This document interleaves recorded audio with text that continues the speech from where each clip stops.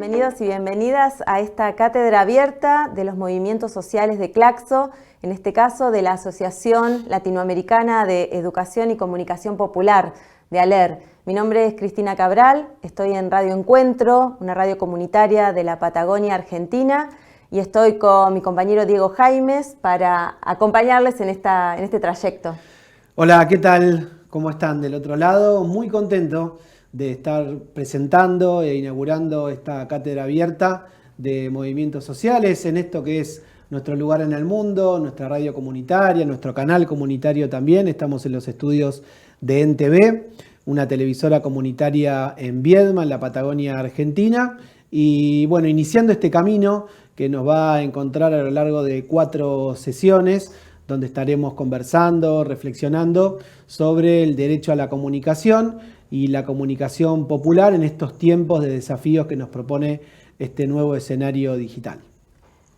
Y ALER tiene 52 años de historia, en los cuales nace desde las radios educativas, desde las radios alfabetizadoras, pero después va ampliando su movimiento a otras radios comunitarias que se van creando en el continente.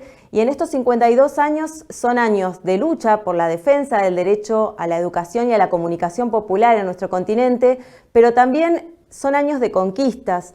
Y estas experiencias son las que queremos retomar en esta cátedra abierta para reconocer estas trayectorias que son muy importantes, no solamente para nuestro continente, sino para el mundo.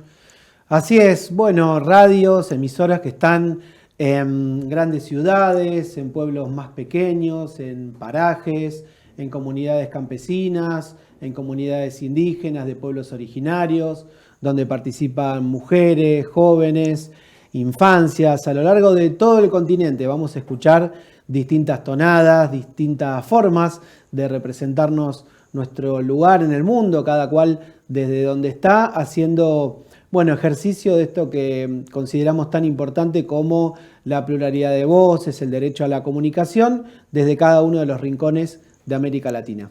Y parte del equipo de conducción de ALER es la Junta Directiva. Dentro de esa Junta Directiva nos vamos ahora hasta República Dominicana, donde nuestro compañero Miguel Ángel Gullón nos va a dejar un saludo desde Radio Seibo.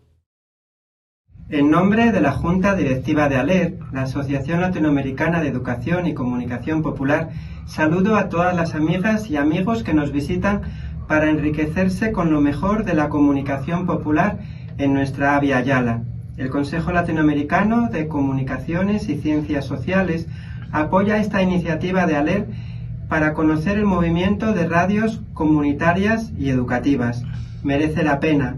Son muchas las semillas de dignidad que las comunidades siembran en esta tierra de injusticias gracias a los micrófonos de emisoras que están en el aire, pero con los pies en la tierra, compartiendo la vida con quienes no son escuchados. Mesiampil, Bantioch, Aguillé, gracias por sintonizar con el mejor dial de la dignidad. En este recorrido, en esta primera sesión, vamos a comenzar por Ecuador. Jorge Guachamín de la Corape nos va a contar cuál ha sido el rol de la comunicación popular, de las radios comunitarias y educativas del Ecuador en la defensa por los derechos comunicacionales. ¿Cuáles han sido esas conquistas? Valoremos esos logros también. Vamos a escuchar a Jorge y regresamos. Soy Jorge Guachamín, soy secretario ejecutivo de Corape, de la Coordinadora de Medios Populares Educativos del Ecuador. Corape es una organización que trabaja ya 34 años en el tema de la comunicación comunitaria, acceso a la información y democratización de la comunicación. Corape tiene 3 redes, tenemos una red informativa nacional, una red quichua y una red amazónica. En el marco de eso, en estos 34 años de constitución como organización, nosotros hemos venido trabajando en defensa del sector comunitario en el país. Y en el marco de esto, comentarles un poco sobre cómo han sido los marcos reguladores en el Ecuador. Y básicamente hemos nosotros trabajado desde la defensa de la comunicación y hay un hito importante que se da, digamos, en la Constitución en el 2008 cuando se hace la nueva Constitución. Y a partir de eso, antes de esto más bien dicho, resulta que no había un reconocimiento del sector comunitario y ha sido varios procesos de lucha popular en el sentido de poder tener, digamos, dentro de la legislación un reconocimiento. Entonces ha sido varias luchas como la del 2022 cuando existía el Congreso Nacional, donde hemos peleado para que exista un reconocimiento hacia la publicidad estatal y sobre todo cuando se tenía que pedir permisos para acceder a una frecuencia comunitaria que se tenía que hablar con el Ministerio de Defensa. Entonces, a partir de estas luchas constantes, se ve una oportunidad alrededor de justamente la nueva Constitución, que ahí hay un reconocimiento y hay un trabajo, porque hubo un acompañamiento desde la organización, desde Corape, en Montecristi, donde se hizo la Asamblea, la Constituyente, y a partir de estos espacios se daban muchos debates sobre la comunicación comunitaria, la comunicación popular y cómo ésta debería verse reflejada en una ley de comunicación. A partir del 2008, en varios de sus artículos en la Constitución del 2008, pues hay el reconocimiento hacia el sector comunitario, privado y público. Dentro de eso hay justamente también unos artículos que hablan sobre el acceso a la información y a la democratización, ya que todo ecuatoriano y ecuatoriana puede tener acceso a un medio de comunicación, sea radio, televisión, onda corta, y que pueda acceder, tomando en cuenta que el espectro radioeléctrico como tal es de todos y todas los ecuatorianos. Entonces tenemos una primera ley de comunicación en el 2013, en la cual ahí había dos instituciones principales sobre esta ley, que era la Superintendencia de Comunicación y el Consejo de Regulación y Comunicación. En el marco de esto existe un procedimiento que es justamente un concurso público para acceder a las frecuencias. Tomemos en cuenta que previamente a esto no había existido concursos y en el a partir de la ley del 2013 existen varios elementos, pero voy a mencionar como tres principales, lo cual es acciones afirmativas para medios de comunicación comunitarios, la distribución equitativa de las frecuencias y justamente el tema de la generación de nuevos medios de comunicación comunitarios. Pasa la ley del 2013 y existe una consulta popular. Previo a esto, en el 2011 existe una consulta popular donde se determina que por votación se pide que exista esta ley orgánica de comunicación. Ahí tenemos la ley de comunicación del 2013 y luego existe un primer concurso de frecuencias que se realiza en el 2016. Este primer concurso de frecuencias participan radios de Corape y participan radios y era muy importante este concurso de frecuencias porque permitía justamente la democratización de la comunicación y el acceso a las frecuencias, donde hubo una campaña desde los medios privados justamente para no perder estas concesiones que se habían mantenido. Pasa el gobierno, ¿no es cierto? Y otro gobierno ingresa, porque estamos en el gobierno de Rafael Correa en estos espacios, y en el gobierno de Lenín Moreno, que asume la presidencia, pues hacen un análisis dentro del concurso como tal y se encuentra que hay grupos de poder que todavía estaban dentro del concurso. Se cierra, Contraloría manda observaciones y se da de baja el concurso, lo cual queda en un proceso de transición las frecuencias que en la ley de comunicación determina que tiene que haber un concurso nuevamente para poder sacar estos procesos. Finalmente se hace una reforma en el 2019, se hace una reforma en el 2022 y tenemos un nuevo reglamento. ¿Qué es lo que pasa en este aspecto? Es decir, en el 2022 se hace un nuevo concurso en medio de la pandemia, lo cual ratifica, digamos, una renovación y un puntaje adicional por experiencia. Entonces los medios privados logran tener una concesión por 15 años más, que se puede extender a 15 más, o sea, 30 años, lo cual evitó que los medios de comunicación comunitarios puedan tener acceso nuevamente. Actualmente, básicamente nuestros logros ha sido poder mantener estas acciones afirmativas que permiten de alguna manera poder tener un puntaje adicional, por ejemplo, dentro de los concursos, donde también permite tener ciertos descuentos por importación. Esto está en ley, pero realmente no se ha logrado como finalmente poder acceder a estas frecuencias. Finalmente no hay descuentos que se dan porque no hay una política pública desde los gobiernos locales para el descuento, por ejemplo, en servicios básicos como es luz y agua para los medios de comunicación comunitarios, y realmente hay un retroceso en ese sentido. Y sobre todo, actualmente el reglamento también hace mención justamente al tema de seguridad. En el Ecuador, en los últimos meses y años ha venido justamente el tema de asesinatos hacia periodistas y comunicadores comunitarios indígenas, lo cual en el marco de esto Corape también ha venido trabajando en sacar un protocolo de seguridad justamente para poder mantener, digamos, o tratar de minimizar los daños que se puedan dar tanto a los medios de comunicación como a las vidas de los comunicadores y comunicadoras. Ese ha sido como un resumen muy rápido sobre el marco legal que hemos tenido en el Ecuador.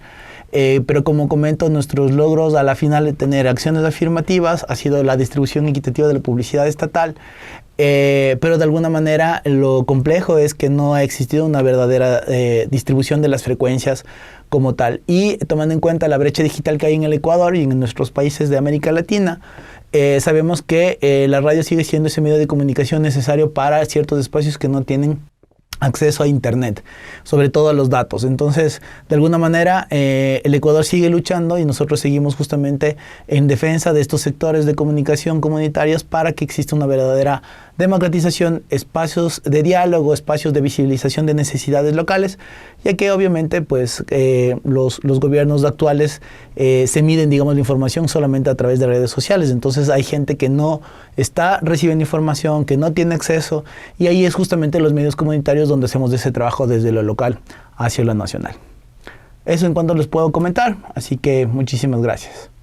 Y para continuar en esta primera sesión del seminario, del curso sobre Derecho a la Comunicación y Comunicación Popular en los escenarios digitales, esta cátedra abierta de Claxo y ALER, presentamos el segundo testimonio que tiene que ver con derechos comunicacionales, en este caso desde Guatemala, Ángela Cook, que es parte de la FEGER, la Federación Guatemalteca de Escuelas Radiofónicas, que tiene una perspectiva particular y muy importante desde su propia impronta de la diversidad de los pueblos indígenas, de las mujeres, que bueno, nos trae una mirada más que interesante para poder compartir hoy. Ángela coordina además la red América Indígena en Red, que es una de las redes temáticas de ALER, y es fundadora, junto con otras compañeras, de la red Xunnaoj, que es una red de mujeres comunicadoras mayas de Guatemala. Escuchamos a Ángela. Principios que guiaron la democratización de la comunicación en Guatemala. Lamentablemente, desde la institucionalidad, esta no es una práctica real. La concentración de todo el espectro radioeléctrico se encuentra solamente en grandes corporaciones. Esto además ha significado el hecho que la participación activa de las voces de los pueblos originarios sea limitada o en muchas ocasiones nula.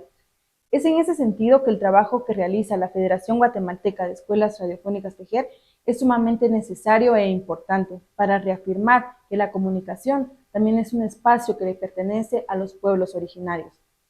Ha buscado históricamente la FEGER mecanismos para reafirmar que la democratización debe incluir a los pueblos originarios, y desde la FEGER se han asumido compromisos y algunos principios, como el hecho mismo de incluir a los pueblos originarios, de incluirlos de una manera activa y no solamente instrumentalizando su presencia. Por eso FEGER integra a 32 emisoras a nivel nacional y cada una de ellas comunica desde sus idiomas mayas. Nosotras creemos y reafirmamos que no existe una verdadera democracia de la comunicación si esta comunicación no es escuchada desde los idiomas, desde las formas de vida de las personas. Ese es uno de los principios que se ha guiado FEGER, el integrar a los pueblos originarios, para que también exista una verdadera narrativa que sea contada desde ellas, sin intermediarios y sin tergiversar también estas historias, que sean ellos mismos quienes reafirmen su existencia, quienes exijan también el lugar que les corresponde en esta historia legítima del país. El hecho de integrarlos ha sido sumamente importante, sumado a eso, el democratizar la palabra misma, que existan voces diversas, voces constantes que estén hablando de lo que está sucediendo, de lo que están gestando en sus pueblos. Democratizar la palabra es sumamente importante para escuchar muchos contextos de Guatemala, muchos contextos desde los pueblos, y que sean ellos mismos quienes vengan y que nos estén hablando de lo que les está sucediendo, De esa manera se logra una integración real, una verdadera democracia en tanto comunicación, pero también quienes están siendo los actores dentro de esa comunicación. Otro de los principios reales y que han sido también importantes y muy necesarios es el respeto a la dualidad, es decir, que exista una participación activa de compañeras y compañeros. El hecho de mostrar apertura, que las compañeras tengan un propio espacio para que sean ellas quienes cuenten cómo les atraviesan ciertas problemáticas. Por eso ha creado dos redes. Primero, la red de periodistas Mayacat, que aglutina a más de 32 compañeras y compañeros quienes comunican desde sus idiomas mayas y están ubicados en sus comunidades. Ellas y ellos en conjunto crean el noticiero intercultural Mayacat. Este noticiero ha sido un puente directo para escuchar qué está pasando en la población y cómo la comunicación también puede transformar realidades. Por otro lado está la red de comunicadoras indígenas Junnaoj, que es una red que aglutina a compañeras, en este momento a 62 compañeras que están en los diversos territorios y que ha buscado también que reafirmen que las mujeres también estamos en temas de comunicación, no solamente como ven del Estado de Guatemala, a mujeres indígenas sufridas, a mujeres indígenas empobrecidas, sino mujeres indígenas que se están apoderando y que están recuperando los espacios mediáticos que les corresponde a ellas, y la comunicación es un tema mismo.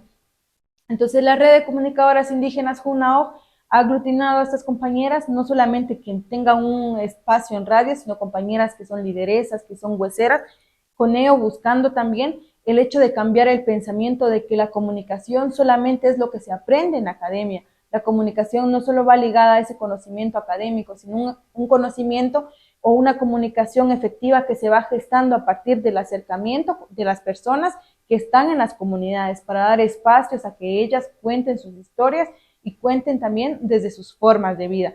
El hecho de reafirmar y democratizar la comunicación lleva a estos principios fuerte, porque no se puede hablar de una democracia real si esta democracia, como lo mencionaba al principio, no integra todas estas pluralidades. Entonces, el hecho que la democratización, o cómo hablamos de la democratización, en Guatemala como tal, desde las leyes no existe, pero sí que estos mecanismos o estas instituciones como la FEJER, que ha buscado que la integración sea real y que estos mismos incluyan a los pueblos originarios. Los ejes de lucha en Guatemala y el rol de la red de radios. En Guatemala, como en muchos países, existen problemas históricos y estructurales, y la comunicación ha jugado un papel sumamente importante. Acá tenemos 22 idiomas mayas, el xinca y el garífuna. Sin embargo, los medios corporativos han privilegiado el uso del idioma español. Esto en automático ha creado un pensamiento de que la única comunicación importante es la que se hace en español porque es el idioma oficial de Guatemala. En ese sentido, el hecho del reconocimiento del derecho de la comunicación en nuestros propios idiomas mayas, xincas y garífunas es una lucha constante, y por eso las radios son importantes, para denunciarlos y para reafirmar que es un derecho, es un espacio mediático que también les corresponde a los pueblos originarios, y hacerlo desde sus propios idiomas. Otro eje de lucha es la visibilización y la representación legítima de los pueblos originarios. Hablamos de una representación legítima porque los medios corporativos han exotizado, folclorizado y mercantilizado con los pueblos y la presencia de los pueblos indígenas dentro de sus espacios. Por eso el hecho que la radio busque que esa representación sea legítima es un eje de lucha sumamente importante, porque eso transforma realidades y posiciona a las poblaciones de pueblos originarios en otro estatus también. Es decir, que son capaces de crear contenido, son capaces de hablar de la coyuntura nacional, son capaces de poder cuestionar también lo que está sucediendo en el país, no simplemente como personas que pueden ser exotizadas, instrumentalizadas y mercantilizadas. Otro eje importante que hay que mencionar es la defensa de la comunicación desde las comunidades. Acá hay un pensamiento todavía de que la única comunicación legítima es la que nos enseñan en la universidad, y nosotras peleamos y posicionamos que la comunicación va mucho más de la academia. También tiene que ver el acercamiento cotidiano que nosotras tenemos en las comunidades, esas historias que a la población también se les ha negado contar, esas historias que al gobierno le conviene ocultar. Entonces el hecho que la comunicación sea para la defensa de sus territorios, la defensa de sus cuerpos, de la memoria, también es un eje de lucha y la radio juega un papel sumamente importante, más aún en este contexto que el Instituto Nacional de Estadística nos dice que 7 de cada 10 hogares cuenta con una radio. Por eso es importante que la red de radios esté ahí, que esté en las comunidades y que siga comunicando con sus propias vestimentas, con sus propias indumentarias, con sus propios idiomas, sin quitar a un lado sus cosmovisiones, su forma de vida, porque ese también es un elemento importante que se va a visibilizar desde la comunicación.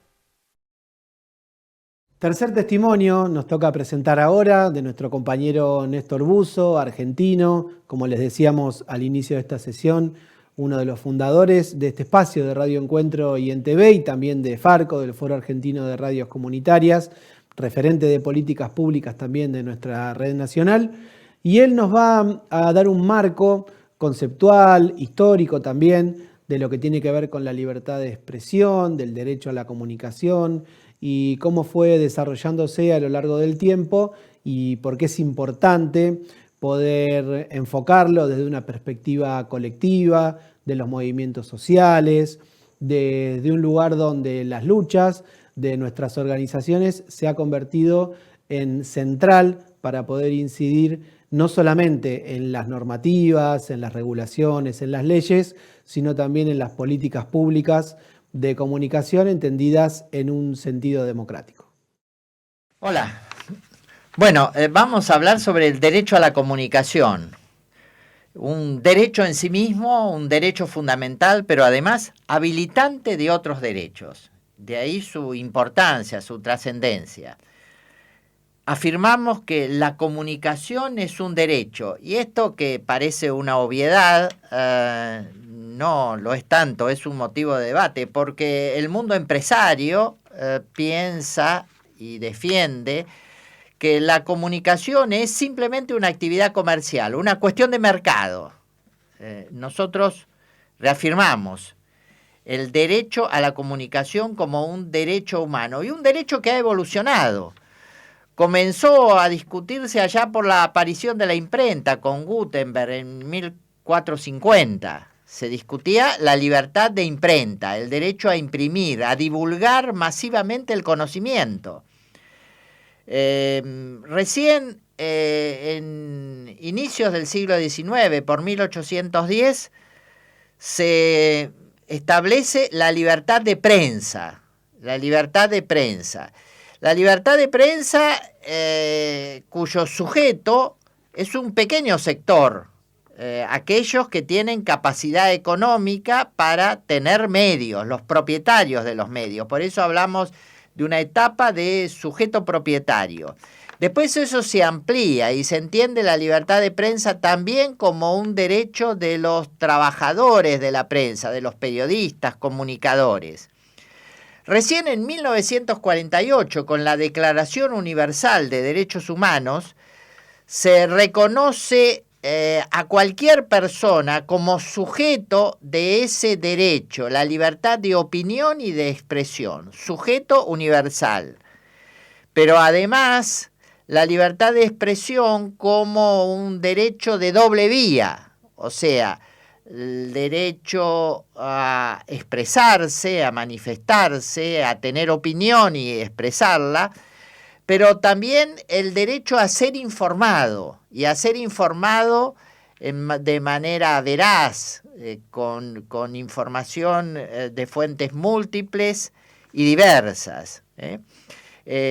Repito, recién eso en 1948 con el artículo 19 de la Declaración Universal de Derechos Humanos. Pero hay que recordar que el artículo 20 de esa misma declaración dice que no se puede hacer apología de la guerra, ni fomentar el odio o la discriminación. Eso debería estar prohibido, dice la declaración, por ley.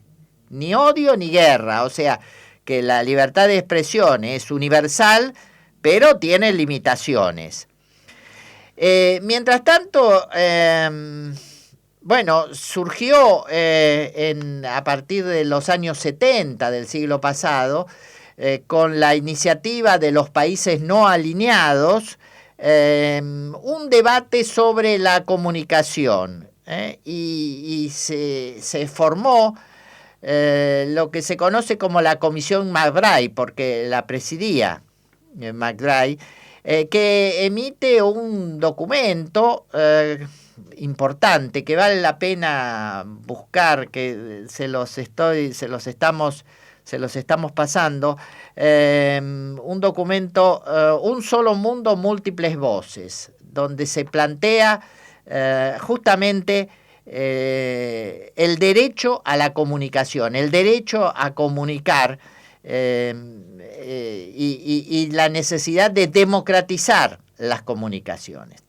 Pero les decía, mientras tanto, en América Latina, con la Convención Americana de Derechos Humanos en 1969, la Convención Americana más conocida como Pacto de San José de Costa Rica, se plantea el tema, y en el artículo 13 de la Convención se habla de libertad de expresión. Y esta idea es desarrollada por la propia Comisión Interamericana de Derechos Humanos y por la Corte Interamericana de Derechos Humanos, y particularmente por la Relatoría de Libertad de Expresión de la Comisión de Derechos Humanos. Vale la pena analizar los informes anuales de esa relatoría. En el 2002, por ejemplo, es muy particular porque dice que los pobres en América Latina no pueden ejercer su derecho a la libre expresión y están condicionados, y se plantea la concentración en la propiedad de los medios como el principal obstáculo a la libertad de expresión. De todo esto surge que si la comunicación es un derecho, los estados tienen la obligación, y particularmente los firmantes de la Convención Americana de Derechos Humanos, en el caso de América Latina, los estados tienen la obligación de garantizar ese derecho a la comunicación para todas las personas habitantes en sus territorios. Es una obligación de garantizar el derecho, igual que otros derechos como salud, educación, vivienda, etc. Y para esto son necesarias políticas públicas que aseguren diversidad y pluralidad en la información, no solamente para los medios tradicionales, sino también para las nuevas plataformas digitales. Diversidad y pluralidad, posibilidad de expresión, pero también derecho a ser informado, derecho a la intimidad de las personas, a la preservación de los datos personales, etc. Desde ALER estamos poniendo 20 puntos para discutir políticas públicas, 20 puntos que hay que tener en cuenta para discutir, debatir y promover políticas públicas que permitan democratizar la comunicación en nuestros países. Bueno, les propongo que vean el material que les enviamos, donde todo esto está más desarrollado y hay enlaces a los documentos correspondientes. En estos minutos pudimos hacer un recorrido por algunas de las voces de la asociación de ALER y de esa historia, que es la historia de muchas organizaciones con mucha trayectoria en el trabajo, en el pensamiento, en la reflexión, pero también en la acción por la defensa de los derechos comunicacionales. ¿Cuáles son algunos ejes que nos pueden guiar para seguir pensando estos temas, Diego? Sí, bueno, como cierre de esta primera sesión de esta cátedra abierta, estábamos pensando en preguntarnos colectivamente, en el contexto actual que estamos viviendo, ¿cuál es la situación del derecho a la comunicación en cada uno de nuestros países? Lo proponemos como un ejercicio de diagnóstico en cada territorio, en cada lugar, porque seguramente nos vamos a encontrar con algunas diferencias y algunas similitudes. Y en segundo término, también les proponemos preguntarnos, interrogarnos y reflexionar colectivamente, ojalá, acerca de los cambios de escenario que se han dado en nuestro continente, desde lo político, desde lo económico, desde lo social y sobre todo desde lo comunicacional, ya que muchas de las experiencias en las cuales hemos logrado avanzar, modificar, en un sentido democrático y colectivo, según nuestra perspectiva en materia del derecho a la comunicación, se produjeron en un escenario diferente, quizás hace 10, 15 años atrás. Hoy ese escenario ha tenido modificaciones, nos encontramos en un contexto de mayor disputa, donde bueno, tenemos distintas visiones, algunas que alientan los avances en materia de derecho a la comunicación y otras que proponen algunos retrocesos. Así que les dejamos esas dos preguntas. La situación actual y los cambios en el escenario, los invitaremos seguramente luego a que nos la compartan en un espacio común de manera virtual. Y como desafíos políticos, pensar cuáles han sido la relación entre los movimientos sociales, las luchas de los movimientos sociales, y si hemos tenido allí muy presente lo comunicacional y lo educativo o no, y cuál debe ser en este momento, ¿no? En qué lugar ubicamos y ubican los movimientos sociales a la comunicación y a la educación. Es un gran debate, además, en un marco de un cambio tecnológico profundo, donde la radio comunitaria sigue vigente en nuestro continente, pero asume nuevas formas de contar, nuevas plataformas, nuevas formas de decir, y es un cambio que estamos viviendo. Los próximos encuentros que tenemos vamos a estar reflexionando sobre esos cambios tecnológicos, las nuevas formas de narrar, de contar nuestras historias, de hacer oír nuestras voces y cuáles son los desafíos que están viendo el mismo movimiento de comunicación y educación popular en el continente y que también tiene que ser un desafío que tenemos que llevar al resto de los movimientos sociales en nuestros países y en nuestra región. Saludamos a todos y todas en América Latina. Nos vemos en la segunda sesión.